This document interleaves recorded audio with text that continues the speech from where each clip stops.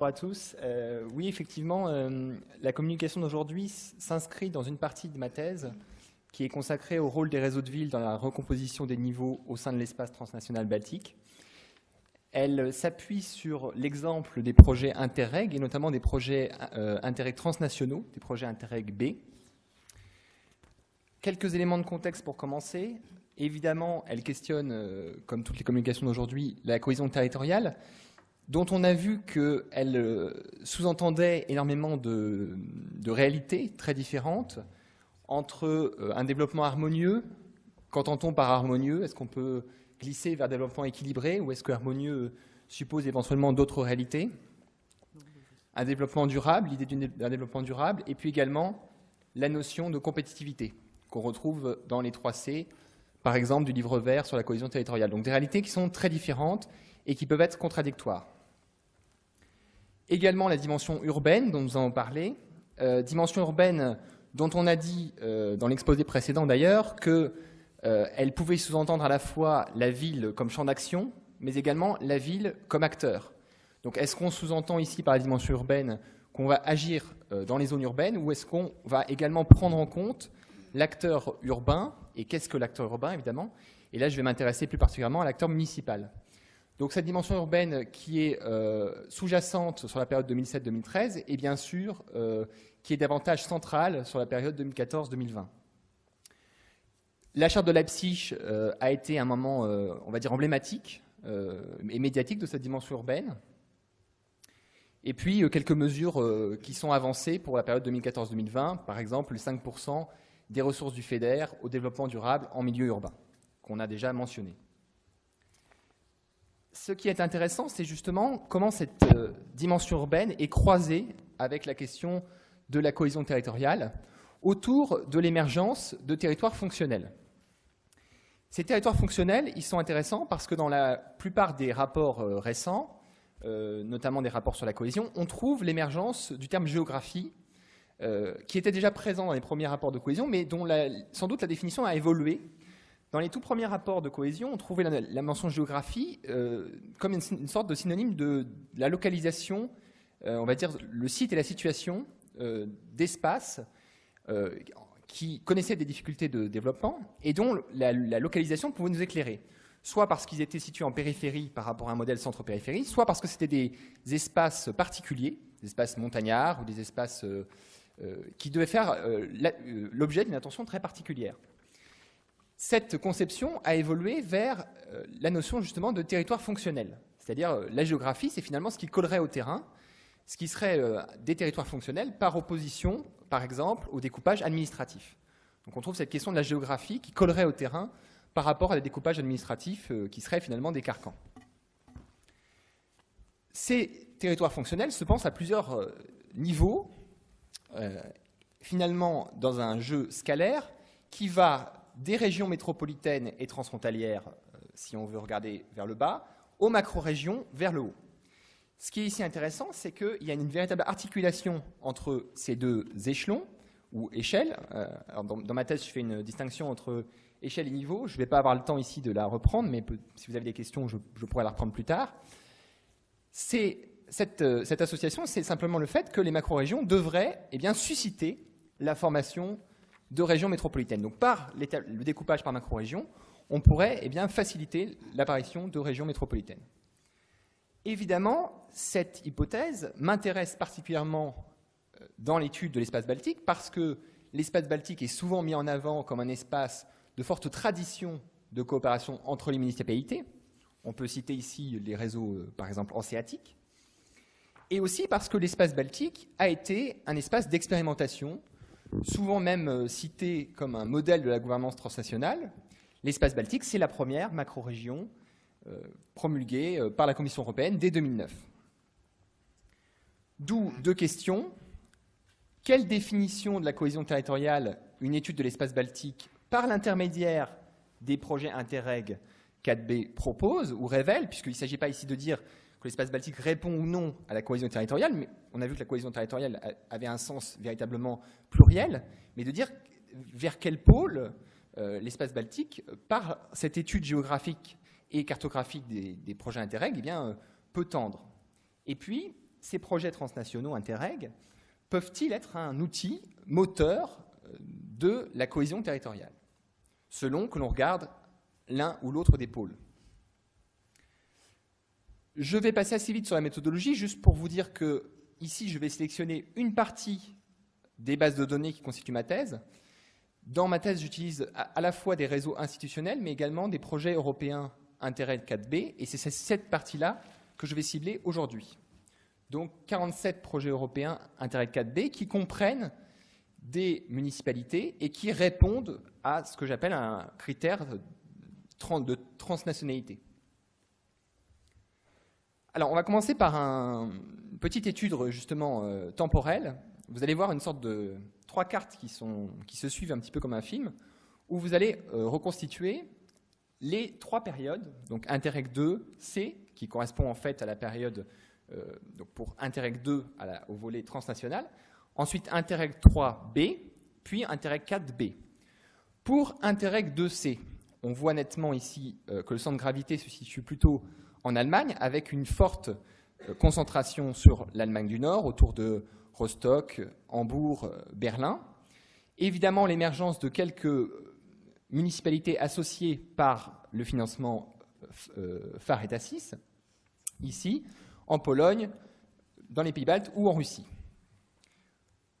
Interreg 3B, on voit une explosion de la participation des municipalités, à tel point même qu'ici, nous n'avons représenté que les municipalités qui participent à plus de 3 projets et non pas 2, parce que sinon la carte serait complètement saturée. Donc on voit bien l'émergence, évidemment, des grandes régions métropolitaines, avec également des effets de régions urbaines qui apparaissent. On voit autour de Riga, par exemple, la participation de Jurmala, de Tukums, de Jelgava. On trouve également la participation d'Espoo près d'Helsinki, la participation de Sopot et Gdynia dans l'agglomération de Gdansk. Vous voyez donc l'émergence de régions urbaines. Par contre, sur la période Interreg 4B, on voit ici une réduction de la participation des municipalités, alors que la dimension urbaine semble en marche. Eh bien, les municipalités sont moins présentes dans la cartographie des projets Interreg 4.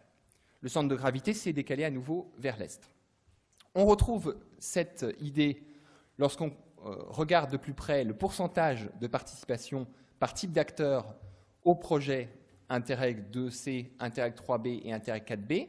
Vous voyez ici en vert foncé les municipalités, en vert clair les acteurs municipaux. Alors, acteurs municipaux, c'est par exemple des services qui sont des services de gestion de l'eau, de gestion des déchets, etc. Vous voyez ici une nette réduction au fil des Interreg. Alors, pourquoi une réduction au fil des Interreg?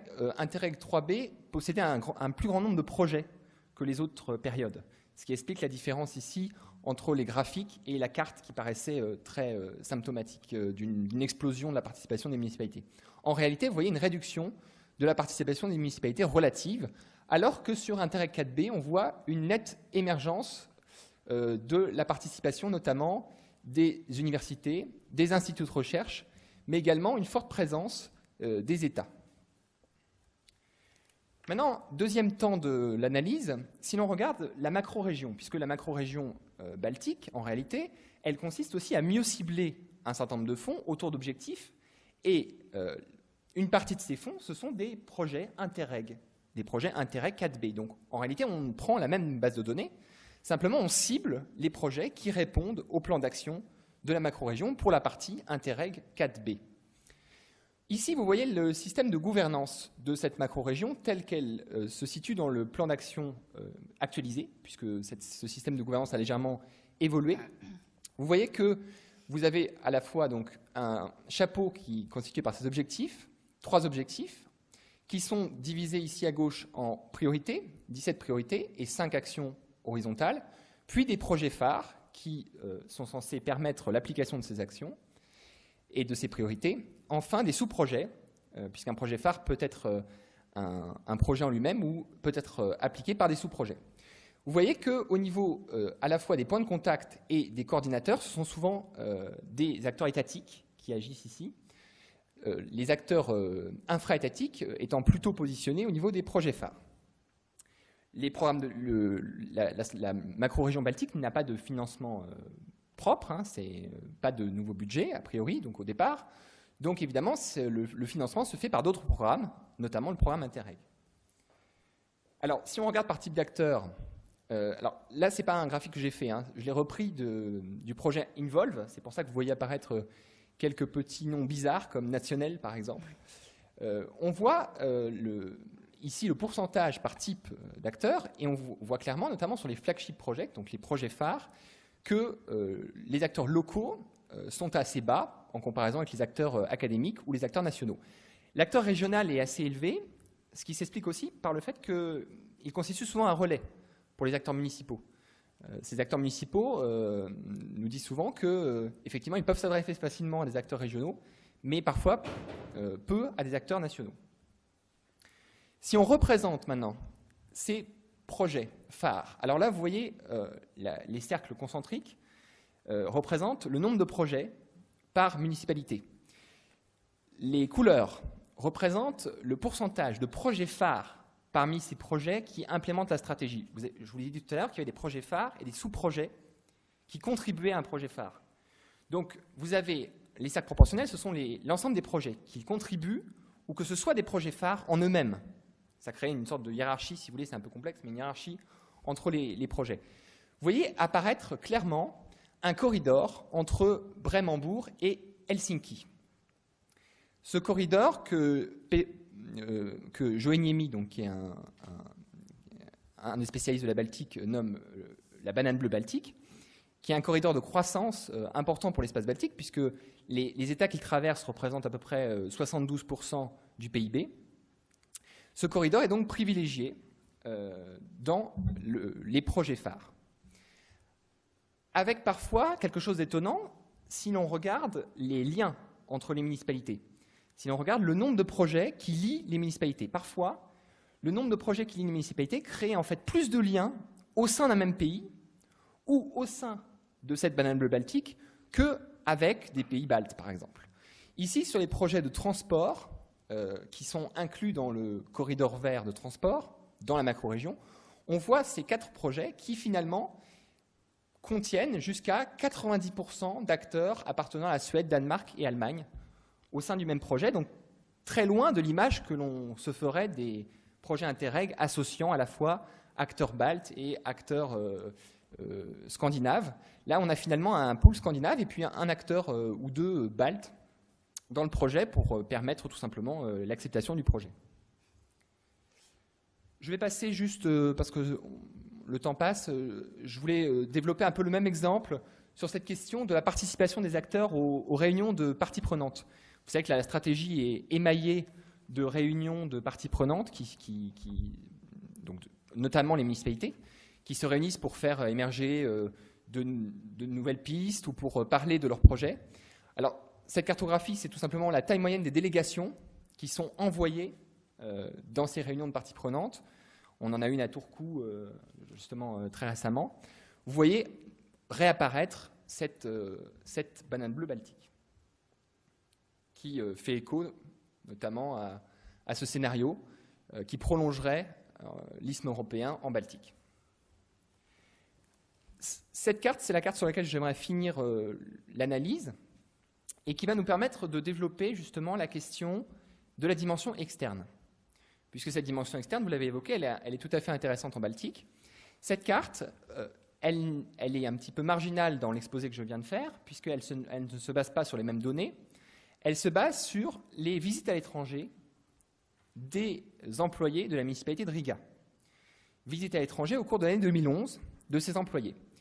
Les cercles proportionnels, concentriques, représentent le nombre de visites de ces employés.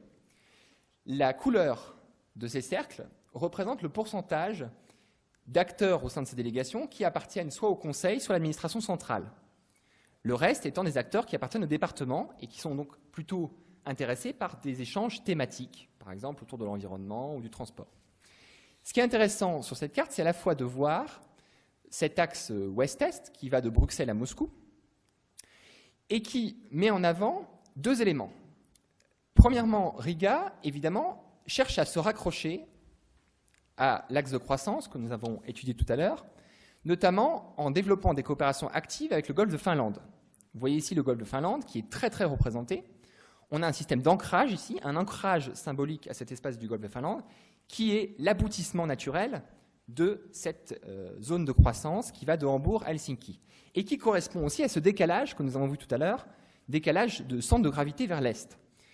Parallèlement, la municipalité de Riga entretient des contacts avec d'anciennes municipalités du bloc soviétique, notamment le poids de Moscou est assez fort, mais aussi le poids de Minsk ou le poids des capitales de Géorgie, Azerbaïdjan et Arménie. Donc on voit ici une situation réaliste, à la fois avec, on pourrait dire dans les liens quotidiens de ces employés, à la fois avec le golfe de Finlande et le cœur de l'Union européenne, et en même temps des liens réactivés avec d'anciennes municipalités du bloc soviétique. Alors la question, c'est évidemment comment ces liens réactivés s'inscrivent dans des fonds existants ou pas. Comment on finance ces liens réactivés.